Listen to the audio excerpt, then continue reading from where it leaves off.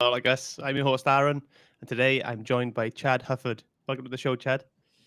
Aaron, thanks so much for having me. It's a pleasure to be here with you. Hey, it's my pleasure. Can you tell people a little bit about yourself, please?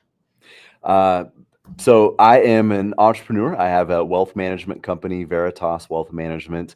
We're founded here in Anchorage, Alaska, and it is a cold, foggy morning up here right now. But we we exist to help people make sure they don't run out of money or purpose in retirement. That's been my career, but it's turned into more of a calling and a mission. And my wife and I have 6 kids. We homeschool them. We don't necessarily fit the mold, and that's one of the things that drew me to this show.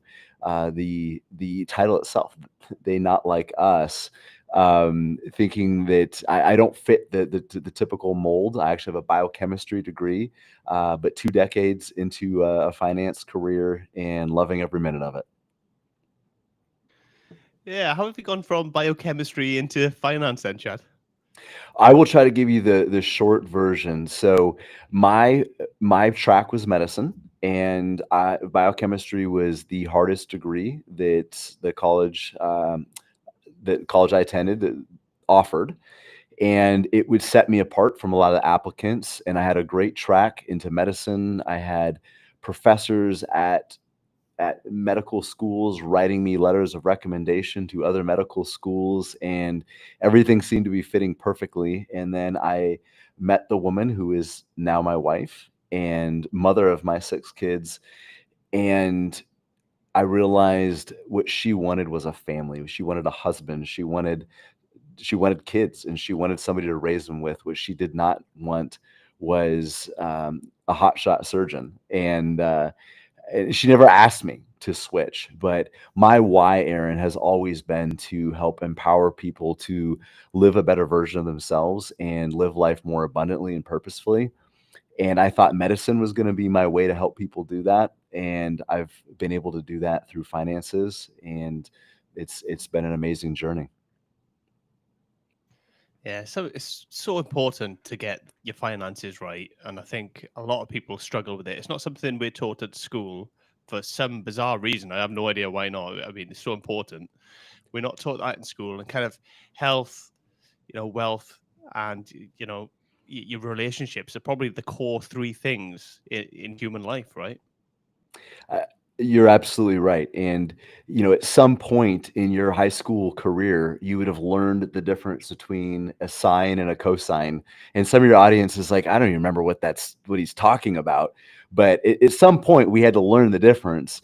But very few of us learned the difference between a stock and a bond. And the other part of it too is what's modeled around us is such poor behavior and so much misinformation in both the financial space and the health space. Really, I think there's a lot of parallels between the two, and people are missing the pillars to an abundant life because of that. Yeah, is part of what you do education as well? Do you kind of teach people how to look after their finances, or do you just kind of do it for them? No, it's very much education piece. We are, Aaron, we're kind of like personal trainers for money, and we can't just give people the tool. We have to help people learn how to use it. Just like if somebody's trying to get in shape, I can't just buy them a treadmill. It's going to end up sitting in their closet and being a glorified clothes hanger. And it has to be part of a plan. It has to be utilized correctly. But it isn't just it's not just education, it's execution. What I remind people all the time is that if we educate ourselves without execution, it's merely entertainment. We have to take the knowledge and information and actually apply it into our lives, and that takes coaching.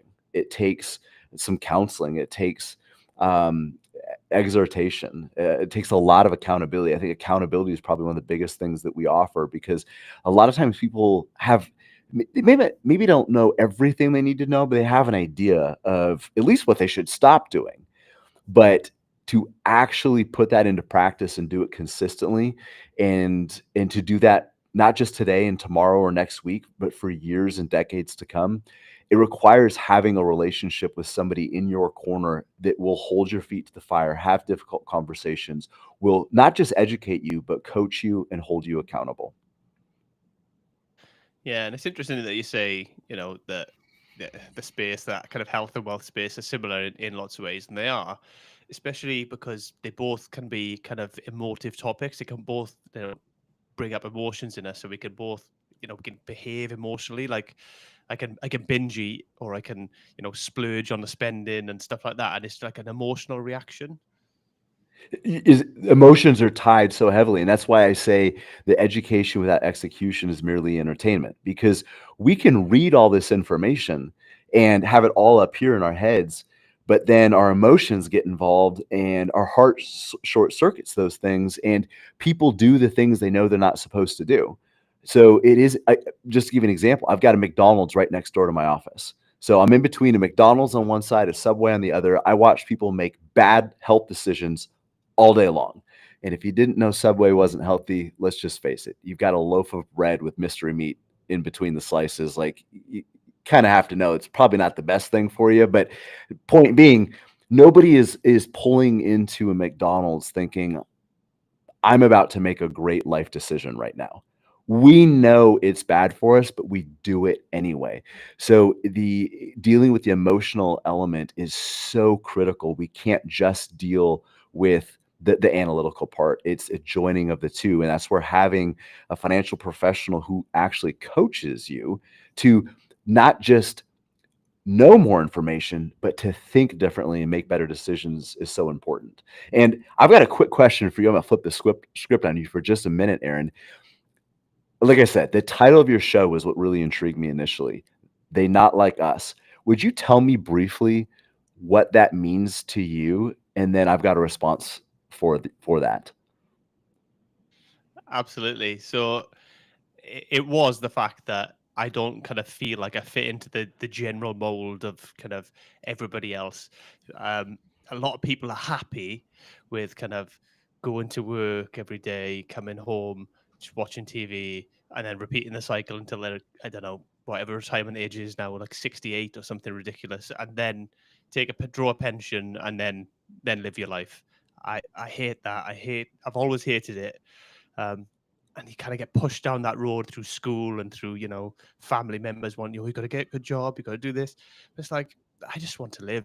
I just want to be myself, not have to pretend I'm something else or fit in anybody's particular box, and just live how I want to live.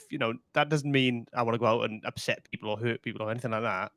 I'm still conscious of that. There's still lines that I don't cross and stuff like that, but I just want to live on my own terms, and be myself. And that's part of the podcast and part of the journey. I'm looking for people who are trying to do that. I'm trying to help other people do that. And, it's a journey as much as anything else. I'm not the finished article. I'm still working on it myself, and I'm still trying to get there myself. So that's kind of where the name came from. Well, and I've listened to a couple of your other episodes, and I see that thread running through. And when you talked about the emotions of this, I wanted to make a critical distinction, and it goes back to exactly what you just said. If we want results different than when everybody else is getting, we have to be able to choose different actions. And the problem in our world today, and I don't care which side of the pond you live on, I'm obviously here in the US, you're in the UK, but we have normalized very destructive behavior. Our societies are full of people who are over medicated, they overeat, they're overweight, they've maxed out their waistlines and their credit cards, they're overspending, they're undersaving, and we've made that normal. And one of the critical pieces or the critical choices that somebody has to make is choosing to be different. If I want a different result, I have to choose a different path. And that can be very emotionally scary because most people would rather be wrong in a crowd than be right all alone. Absolutely. That's so right. And people will get kind of drawn back in as well. So if you do try and step out, the people around them are going to try and draw you back in, because it's perceived as safe, and that's kind of the safe haven. This is who you are. We know who you are when you're this person, when you fit this mold. Come and join with us, and there's like kind of that safety in groups, but which is great on for certain things and certain occasions, but it doesn't always work, and it can be detrimental to us, as you say. Well, and and if people see you trying to become a better version of themselves, it reminds them that there's a better version of them out there too. And if I see you, Aaron, stretching and growing and sacrificing and putting yourself in uncomfortable situations to achieve a better trajectory for your life, then it kind of calls me out a little bit to do the same. And it's easier for me to pull you back down to where you were than for me to rise up with you, if that makes sense. And that's the tension that people are dealing with today.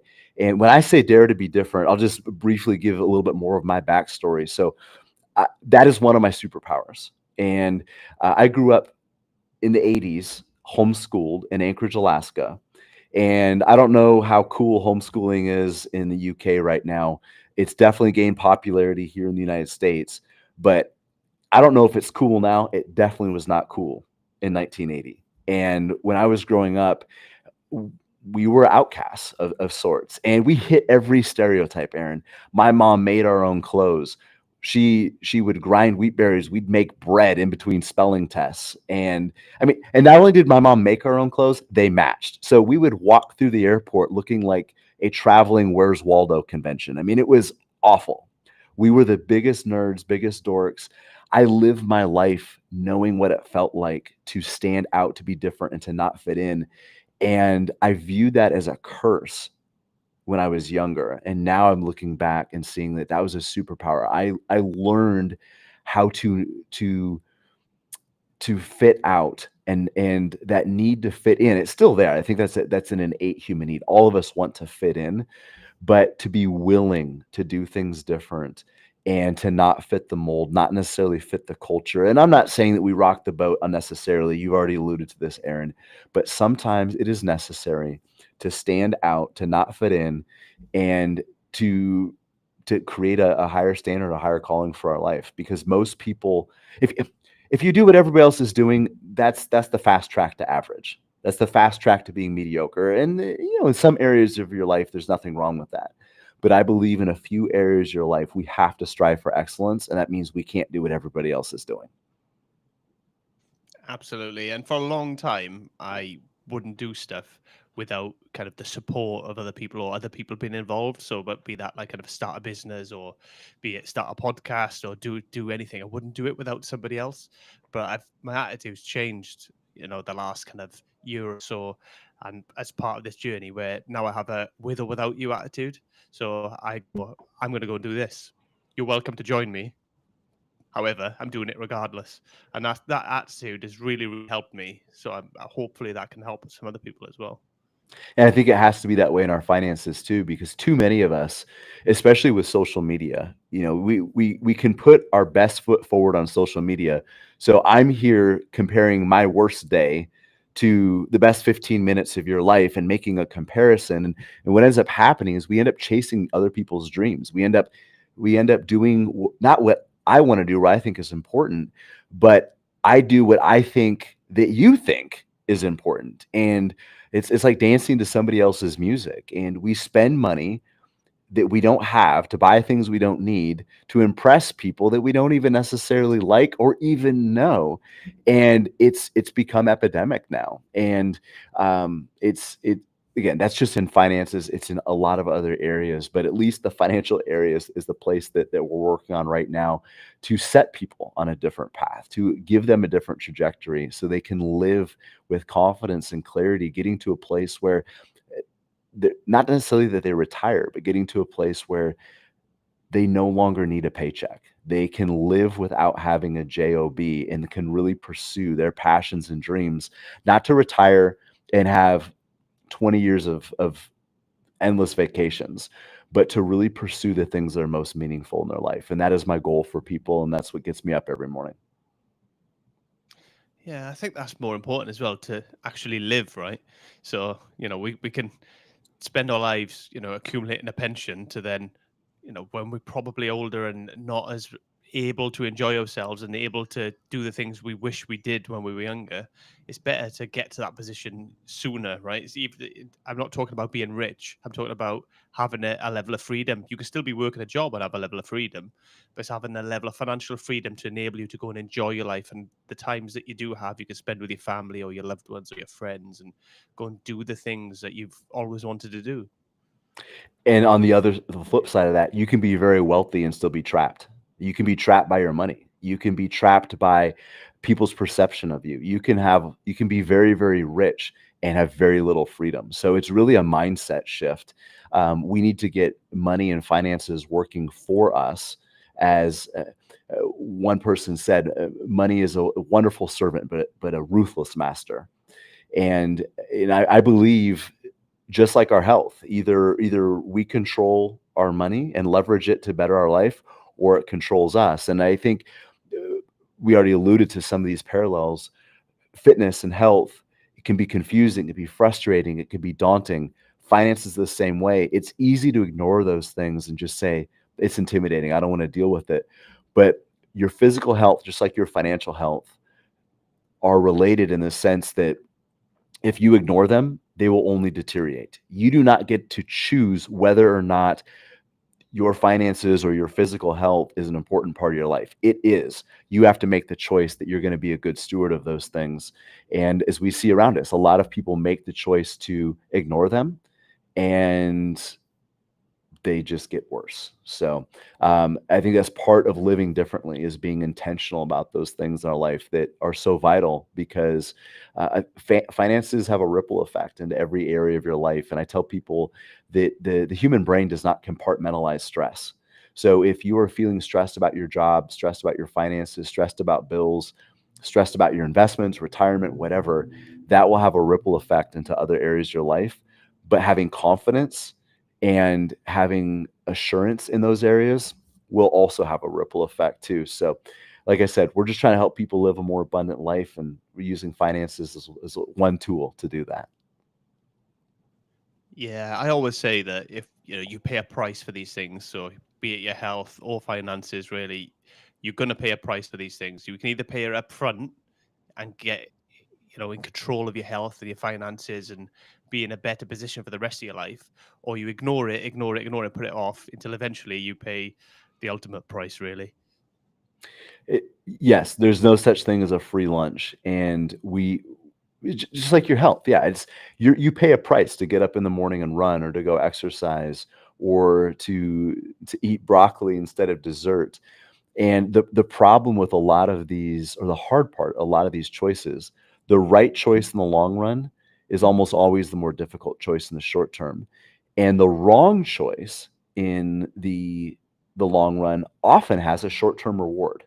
So we have to be willing to give up that short-term reward for the long-term payoff.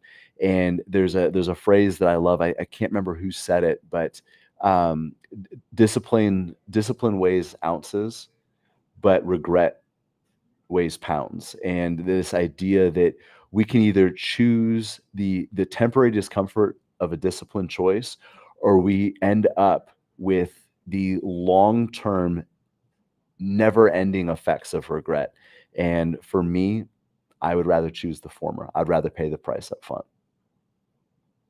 Yeah, it's important to do that. I'm nearly 40 now, and I didn't do that. I've been late to the game, really. So the last kind of 5, 10 years that I've actually been taking control of that stuff. But it's so important, and the sooner you do it, the better. Really, we can't putting it off just puts you further away from where you want to be. Really. There's a Chinese proverb, Aaron, that says the best time to plant a tree is 20 years ago, but the next best time is today. And I do want to remind people that, yeah, maybe you are getting a late start to the game, whether it's taking control of your financial health, or your physical health, or even your relationship health. But it's never too late to start doing the right thing. So you might have to work harder, you might have to work longer if you're getting a late start, but it's never too late to start doing the right thing and start choosing the right behaviors. Yeah, I love that one. Like I say, the sooner you start, the better. But if you haven't started younger, doesn't mean you shouldn't start now either. You are right. If somebody's really overwhelmed, Chad, by financial planning and their finances and stuff, what do you think is the first step that they should take to kind of secure their financial future? One of the first things that we have people do is come up with an end goal. So we begin with the end in mind. And what we usually start with is a question like this. Aaron, imagine that you were going to stop working at the beginning of next month. You're no longer going to collect a paycheck ever again. How much money would you need showing up in your checking account every single month, starting next month for the rest of your life, to give you the freedom of never needing a job or a paycheck ever again? What it does is it gives us a target. It gives us a measurable and meaningful target for where their financial plan is taking them.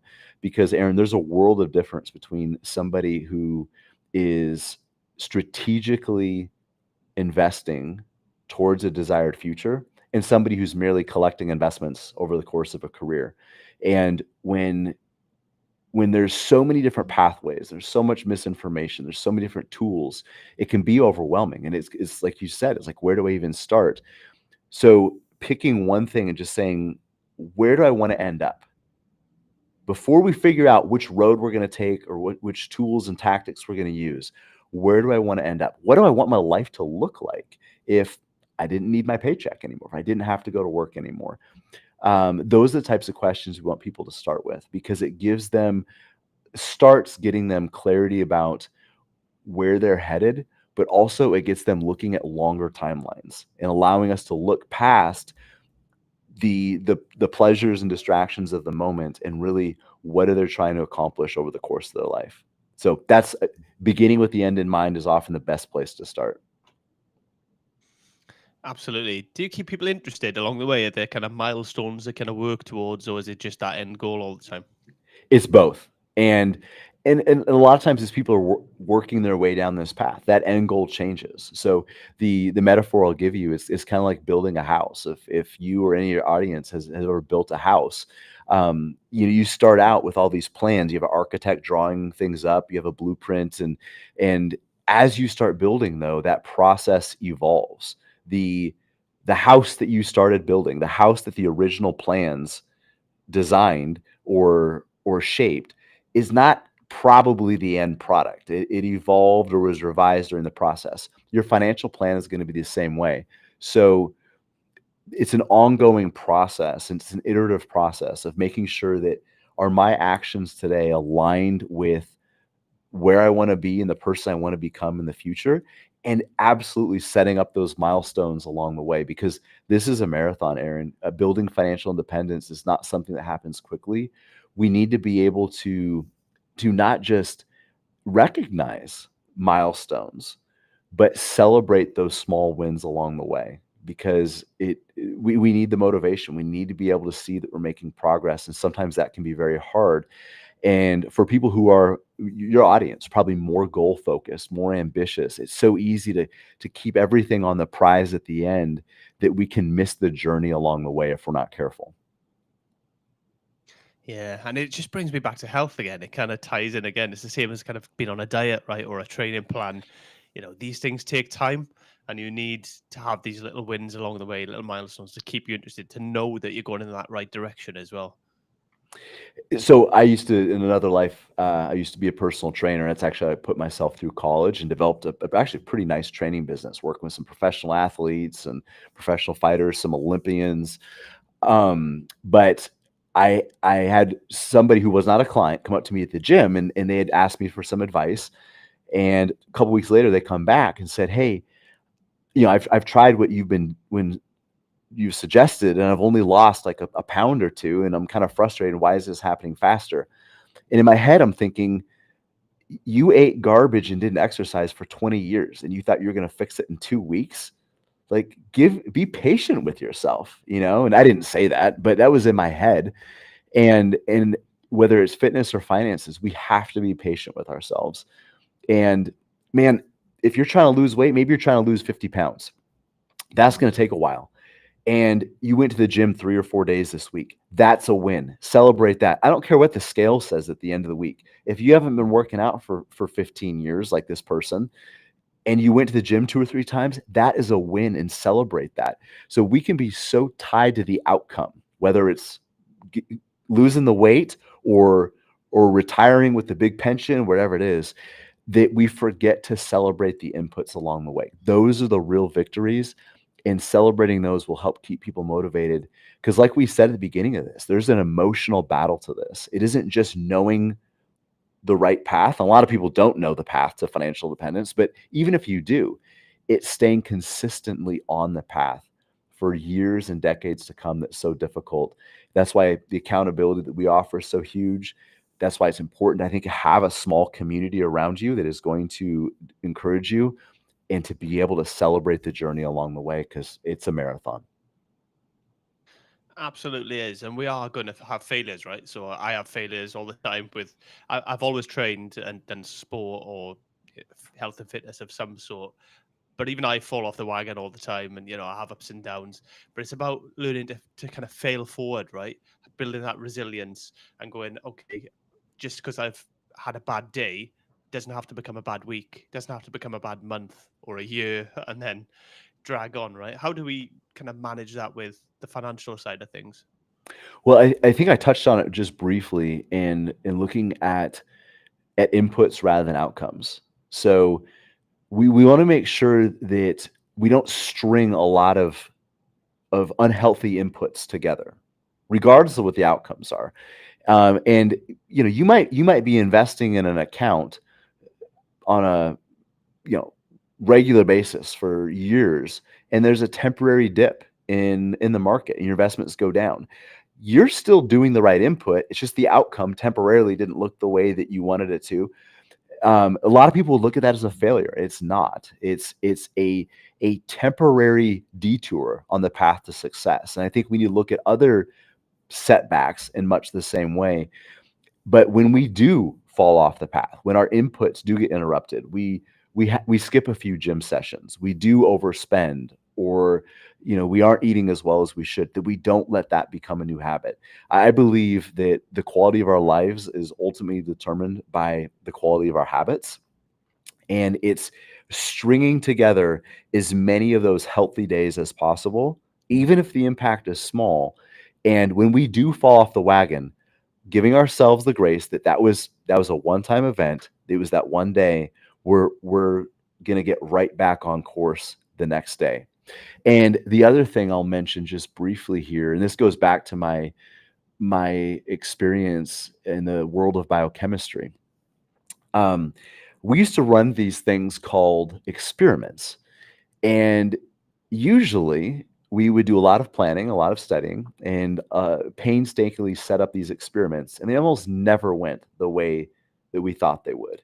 But we didn't view it as failure, Aaron, because our mindset was coming into this not so much married to the outcome, but committed to learning from the process.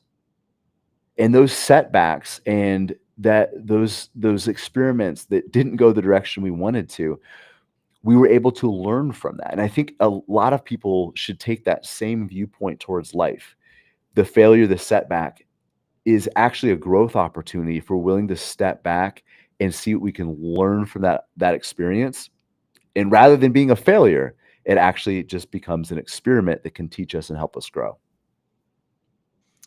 Yeah, it's that mindset piece, isn't it? You can't outperform your mindset. So it's about getting that mindset right. Is that a lot of the work you do then with people, just getting their mind in the right place? It is, because you can't act right consistently if you're not first thinking correctly. So you might be able to do it for a day or two, but like you just said, it's about habits. It's about doing the little things for a long period of time. And what I've seen in my line of work and in the fitness sector as well, the people who are the most successful aren't the people who are necessarily doing everything completely different. But what they do consistently are the things most people only do occasionally. So having the right mindset is critical, especially when so many of the people around us aren't consistently doing the things that we're trying to do. That can be very troubling, and it can exhaust us. So we have to make sure that the 6 or 7 inches between our ears is dialed in first and foremost, and then the behavior follows. Yeah, it's difficult, isn't it? Sometimes when you have them kind of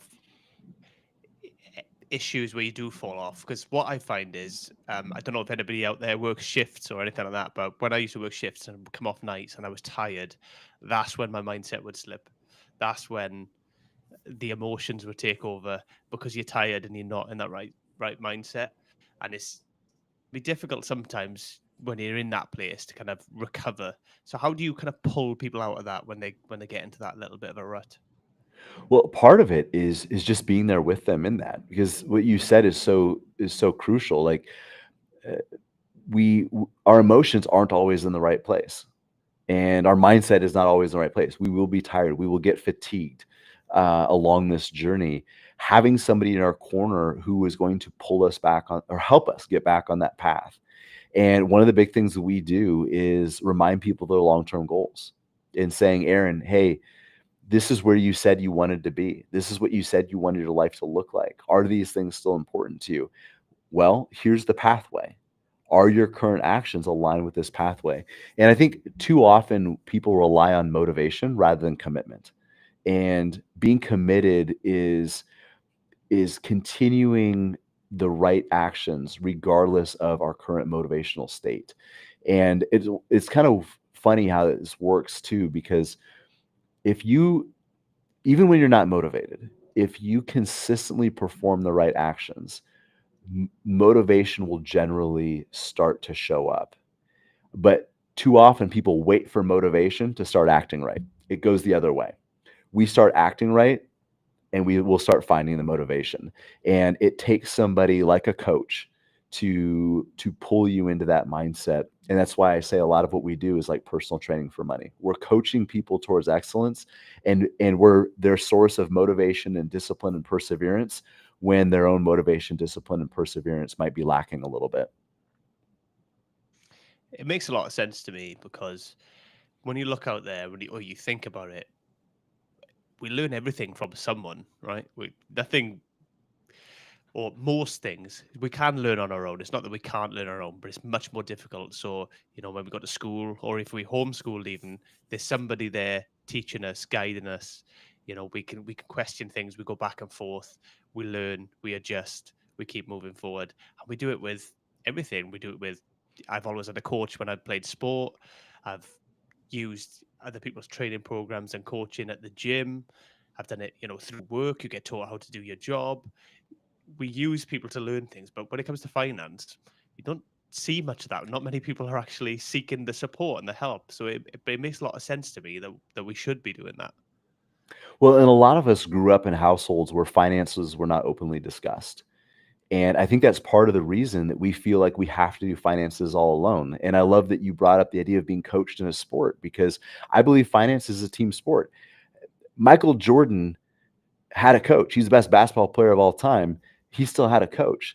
Michael Phelps, all the greats, uh, um, Linford Christie, like they had coaches. They might have been at the top of their game, but they were still willing to be coached. But in finances, there's this underlying feeling that we have to do it all ourselves. And I think a lot of that stems from the fact that when finances were brought up in our households as kids, it was usually only under negative circumstances. Mom and dad were fighting about money, or there were bills piling up. So we grew up seeing finance with a negative connotation, and we've trained ourselves to either ignore them or to try to hold that in. And that's a big part of what we're trying to do is build community around finances, so people don't feel like they're doing this on an island.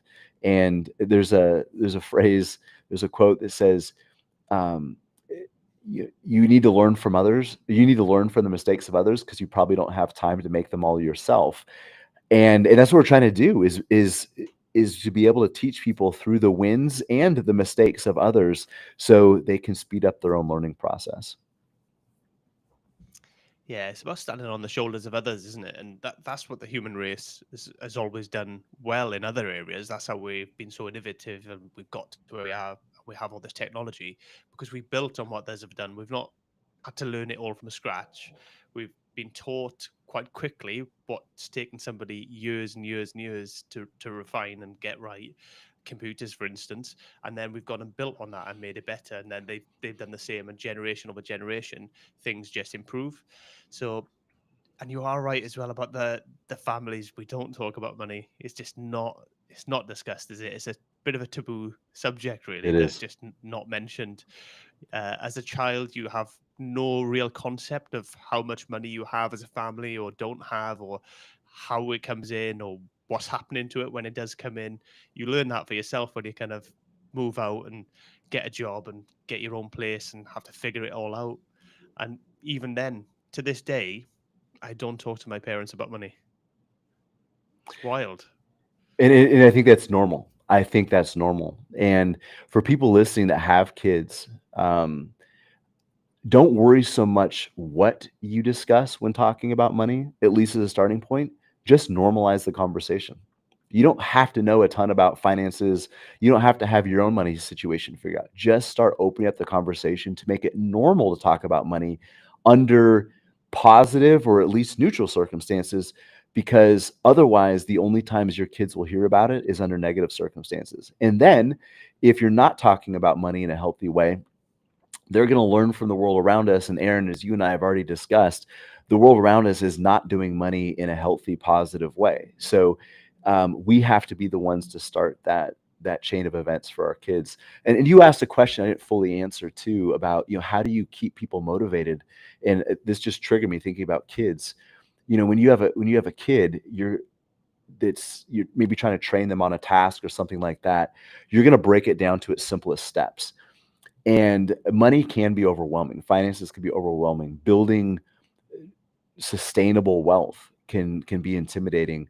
So one of the things that we do is break down that long-term process, that marathon, into very small steps, because that also helps us keep motivated. Number one, it helps us see progress, but also number two, it's less daunting. Like, think of yourself standing before a mountain. And of course, I'm here in Alaska, literally thousands of mountains. Um, and sometimes when you start climbing, you look up at the peak and it's just like, I can't even see myself being up there. There's so many obstacles I have to cross. But if I just worry about taking that next step and staying on the pathway, and that's why we talk about this idea of a financial blueprint, is it connects our future goal with our current actions and breaks down a huge project in a long process into small actionable steps so people aren't overwhelmed. And just as we would train a child with small actionable steps, they're not going to know calculus right away, right? We have to start with some simple arithmetic. We should be taking that same approach with ourselves and taking those long-term, those big daunting tasks, breaking them down into small bite-sized pieces so we don't choke during the process. Yeah, and I suppose that helps us build that kind of healthier emotional connection with money as well, because we're having this better relationship with it. Because sometimes, even and I come back to the discussing it with family bit, even with ourselves, sometimes we don't think about money enough in a conscious way of what we're going to do with it. A lot of people I know don't even have a budget. They just aimlessly spending every month. They don't know how much they're going to spend, how much they're not. They just look at the bank. Oh, there's money there. I'll go do this. They're not planning it out, and that's insane to me. Well, and I think that's how a lot of people live their lives overall. There's a lack of intentionality, and people look at budget as like this nasty word. And I tell people a budget's like a calendar. You have a calendar. A calendar doesn't tell you what you can't do, because that's people that they think that's what a budget is. A budget's going to tell me all the things I can't buy. A calendar allows you to schedule the most important things in your life to make sure those things happen. And then with your extra time, you fill in the less important tasks and activities. A budget does the same thing. A budget ensures the most important transactions happen. And then you have the room, hopefully, to fill in with some other less important things. But it allows you to prioritize your spending so you can tell your money where to go at the beginning of the month rather than standing there at the end of the month wondering where it all went. Aaron, do you have kids? Yeah, I do. Yeah, How old are they? one is 8 in 3 days, and the other is 15. Okay. So I've got some kids in that age range and some a little younger as well. We have 6. But just like think back to when they were little, when they were like toddlers and the house was too quiet. You're wondering like what kind of trouble are they getting into right now? Like that's kind of how money is. If money is like little kids, if you're not getting them actively working on something, if you're not giving them a positive activity to do, you're going to wonder what it is they're doing, and it's probably not going to be the most beneficial thing. So being intentional about our money, telling it where to go and what to do is important. But this goes so far beyond money, Aaron. It's every area of our life. We need to quit waking up every day on accident, just reacting to this crazy world around us. We need to be proactively acting on a plan. That means a plan for your money. That's a plan for your business, for your job, for your relationships, a plan for your health. Because we need to be acting on a strategy. Otherwise, we're left just reacting to the events and circumstances around us. Yeah, I couldn't agree more. I think we'll end up in a bad place if we don't kind of have that intentionality in our lives, if we don't know what we want to do, where we want to go, the the things that matter to us. I think that's the key. Finding out what's important to us first. A lot of us don't Yes. even ask ourselves that question. Like, what is important to me, and work back from there. Because as soon as you know what's important to you, you can build a life around that, and actually, you'll probably be pretty happy. I mean, you're not gonna be happy every day because it's the nature of life. You get your ups and downs, but if you figure out what matters to you and work back from there, you'll generally have a pretty decent life. I couldn't have said it better myself. It's knowing what's important to you and what matters to you and reverse engineering the path. And those things can change over time, and that's okay too. But the difference is being on a path, not wandering aimlessly, walking around in circles. You might need to change the direction of your path over time, but being on a course, having a roadmap for where you want to end up, what you want to be doing, and the person you want to be becoming is so necessary in all walks of life. Absolutely, and something I've learned, or I think at least myself, is that we never get there. Wherever we want to go, we never get there because things do change over time, you know. And if we get to a point where you think, "Oh, I want to be doing this job," once you get it, what then? You're gonna want to do something else. So there's always a bigger why that we don't dig into, and we look at these kind of short term things. And if we look at the bigger why, like for me, and as part of this podcast, the kind of journey I'm on to be just real, be myself, and live life on my own terms. That's something that's up and down. It's never a smooth, straight line. And I'm never going to get there because I'm always going to be working on that. That's something that's always going to be my direction, really. And I think we need to realize that as well, that the journey is that some people see money as the goal sometimes, whereas, money's a tool, really.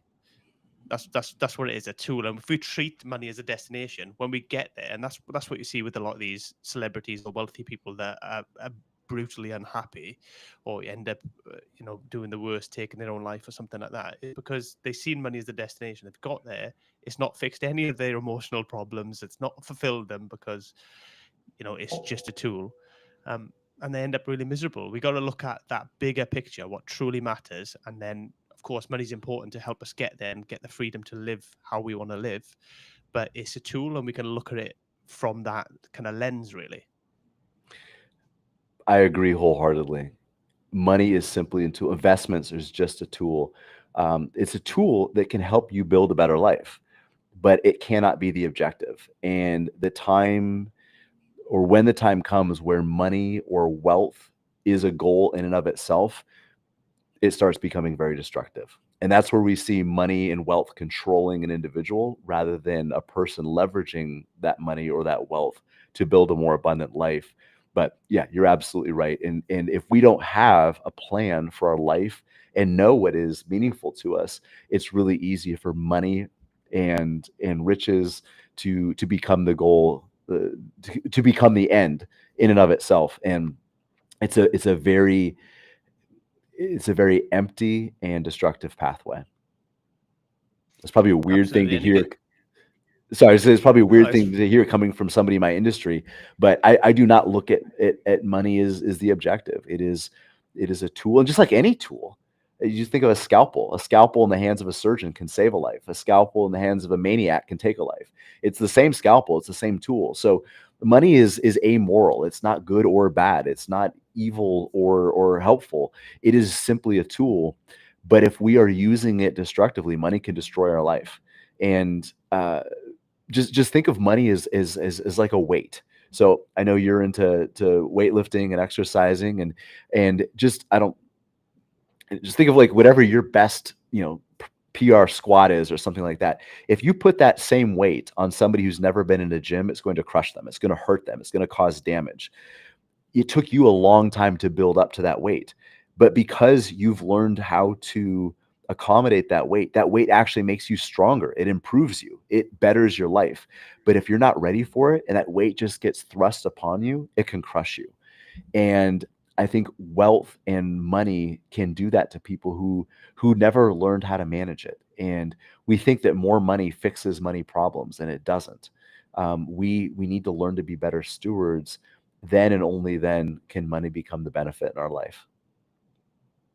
Yeah, I like that analogy actually because it's the same with the weight, right? The weight is the tool. So hitting that PR, whatever it may be, that 200 kilogram squat, whatever it may be, hitting that PR, the weight is just the tool. It's just that's all it is. The goal is strength, physical and mental strength ultimately. So that's how we got to look at it. We got to look at what is the actual goal, because if money is the only goal, then you will have an empty life and it'll become a very empty life. However, money is a fantastic tool if you can get it right, and it can create the life that you want. Especially the way we are now, the way society and life is kind of set up. If you don't have money, you'll probably will struggle to have that kind of life that you want, because you'll be tied to something all the time, be tied to a job, and you'll be difficult. Your times, less of your time is your own. And something you said earlier about maybe a few 10, 15 minutes ago, you talked about your relationship with money. I think there's probably people listening to this right now that would say, well, I don't have a relationship with money. And I would challenge that. I say all of us have a relationship with money. Again, it's a part of it's an important facet of our life. You don't get to choose whether or not you have a relationship with money. Your choice is whether or not you have a healthy relationship with money. And if you don't actively work on creating a healthy relationship with money, you will most likely have a destructive relationship with money by default. Yeah, I think we all do. It's the same with food. People have Yes. relationships with food. You may have a good one, you may have a bad one, but we all have some form of relationship with food. For whatever reason, them three things: health, wealth, and relationships are emotionally tied into us. And if we can ignore it, or we can take ownership of it, try to understand it, and then improve our situation in all three of those areas, really. And taking ownership is so critical because it's easy to be a victim, to feel like you're a victim of circumstances. And in my industry specifically, in finance, they're looking at, election cycles and politics, geopolitical wars, interest rates, economies, trade regulations, all these things that, yeah, they make an impact, but we can't control them. And we need to be focusing on the elements of our life that we can control. That's where most of our energy and emphasis should be, taking ownership, because I think too many people are in the passenger seat of their own life. They're letting circumstances drive them around and dictate where they go, how fast they get there. People have to take ownership, move out of that seat into the driver's seat of their own life. It's not going to fix all your problems, but it's the first step. That means taking responsibility for where you are, even if things aren't your fault, because it may not be your fault where you are today. You might have had a health issue that wiped out your savings, or a divorce that halved your investments, or maybe your parents never taught you good things. All of that might not be in your control. It might not be your fault, but is absolutely your responsibility to respond, and your responsibility to make a better choice for yourself going forward. So get in the driver's seat of your own life, and start taking the steering wheel, taking ownership. Yeah, and I've discussed the other two quite a lot on the podcast, actually, the kind of health and relationships. And, like you say, we all get that kind of guide. We all get that personal trainer or coach when it comes to fitness. There's a lot more people who are kind of open to therapy and counselor when it comes to relationships and developing that side of themselves. And I think that's the next step now, is getting people to understand and appreciate that actually I need to take care of my wealth. I need to take care of my finances and look at that side of things.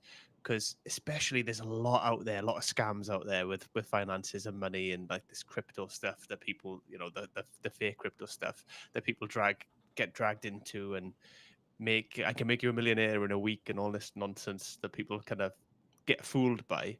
I think getting that guide to guide you through improve your mindset, improve your relationship with money, and get you on the right path to sort your finances out, I think is so important. I think that's the next big step that people need to take to get on track to what that life that they want, really. Because if you get those three right, I'm a big believer. If you get those three right, health, relationships, and finances, you'll have a brilliant life.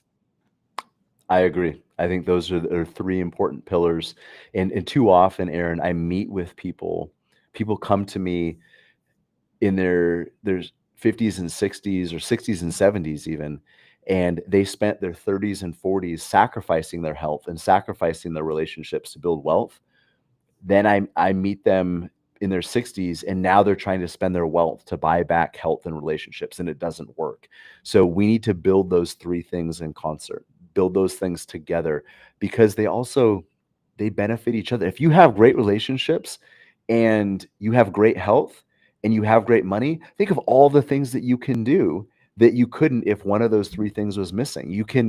I was just on a trip with my family and some of my friends. We just got back last week, and we were working on a farm in Texas, which maybe doesn't sound like a vacation, but when you're going from 15 degree, or, so let me think what this would be in Celsius. I don't know, -10 Celsius to like 25 Celsius. Like, it felt like a vacation, and it was such a cool experience.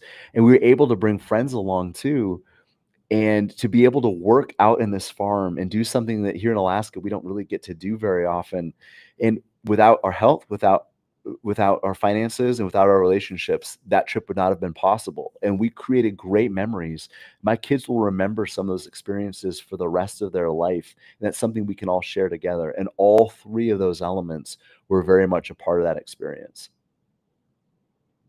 Yeah, and that's what it is, right? Life is about them experiences and sharing, time with your loved ones, and especially your kids, right? When they grow up, they're gonna, have kind of core memories that they take through their entire life. So it's so important. It's important to me to have that time with my daughter, and make sure I make the most of it, because it goes fast as well. You'll know, right? With kids, it goes so fast. It does. And your 8-year-old, or you have a 7-year-old now, 8 in a few days, right? So, I mean, that 7-year-old will never be 7 again. Your 15-year-old will never be 15 again.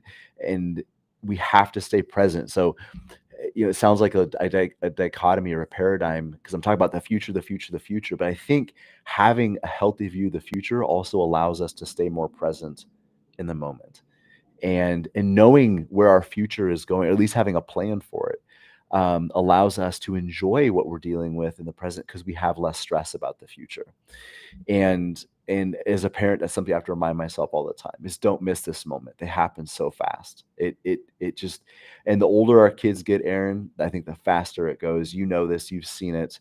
And it's just the present moment can be so precious.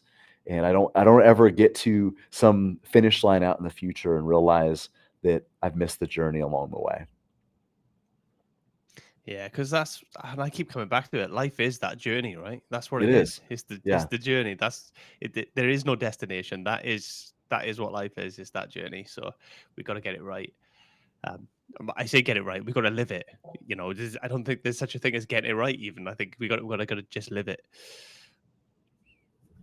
Yeah. And to make the adjustments along the way, and I think put ourselves in a position where we can learn from others and serve others. And life, finance is a team sport, life is a team sport. We already talked about being different, being willing to live different, but I also think it's important to surround yourself with like-minded people that love and care for you enough to tell you the hard truths, to let you know when you are out of alignment, and they aren't going to hold you back, but are going to push you to becoming that person you want to become, and challenge you and help you grow. And it doesn't take a ton of people. You don't have to have 100 people in your life like this. 2, 3, 4 people that are part of that inner circle that want a better version of you as much as you want. Not because they need you to be better, but just because they want the best for you. That goes for your finances, your relationships. It's absolutely critical, and those are the people that I think they just enrich life and bring so much joy into it. Absolutely. I think, to be honest, even just one person like that makes a huge difference to your life, and They can can, yeah. really, yeah, can really drive you to better, really, to want better for yourself, and to try and be the best you can be. And that's not to say that there won't be ups and downs and there won't be failures, but it makes a huge difference having somebody in your corner, so that when you do fall down, you can dust yourself off, pick yourself back up, and go, right, let's go again. And remember, a failure is only a failure if you fail to learn from the experience. So, and I think that's where that trusted companion, that trusted partner can help. Like, okay, we had a setback. What can we learn from that? Like, what can that teach us as we dust ourselves off to keep going and give it another try? Absolutely. Chad, where can people get hold of you, or learn a bit more about you? Well, they can follow us on Instagram. It's Veritas.Alaska. And then our website is veritasalaska.com. And don't let the name fool you. We've got folks all over, but we were founded here in Alaska, so we kind of keep that in the title. It's catchy, a little catchy. But then you can also find me on LinkedIn. Just look at Chad Hufford Veritas or Chad Hufford Alaska. I'll come right up. No worries. I'll drop a link in the show notes for people to be able to find you a lot easier, and I'll make it easier for people to connect. Is your Perfect. coaching all virtual, is it? It's both in person and virtual. So we do have folks who we meet with in person, either up here in Alaska or in various places. As I said, I was just out of state here recently, but we do more and more of it virtually now too. Yeah. I think it suits a lot of people as well, the flexibility of virtual, right? You don't have to travel to, have coaching and stuff like that. Makes life a bit easier. It really does, and even for people who live in Alaska, Alaska is such a huge state, and we have less than one person per square mile across the state. There's 750,000 square miles in Alaska. We only have about 700,000 people. So, I mean, I can talk to somebody who's here in Alaska, and they're almost inaccessible to me geographically just because of the nature of the state. We work with a lot of people in the oil field, Aaron, and it allows folks that are up in the North Slope, up above the Arctic Circle. So they might be here in Alaska, but they're still hundreds of miles away. And there's no roads. I mean, literally no roads to get there. So we rely on Zoom and Teams and all these great virtual tools a lot because it helps keep that relationship and that accountability strong, even if there's physical distance between us. Yeah, and I think that's the great value in it, is having that person that you can, you know, have share ideas with, help you through the difficult times or the ups and downs, and just kind of talk things through. I think that makes a huge difference in all aspects of life, really. So I really do see the value in it. I couldn't agree more. Right, Chad, before I bring this to a close, are there any kind of final thoughts or messages that you want to leave people with? I would just say that you are the biggest variable in the success of your life. You are the largest determining factor in the trajectory that your life goes. So take ownership, take responsibility, and start making decisions today for a better future tomorrow. Absolutely. Chad, it's been an absolute pleasure having you on the show. Thank you so much. The pleasure's been mine, Aaron. Thank you so much for inviting me to talk to you and encourage your audience. Thank you. Take care, mate.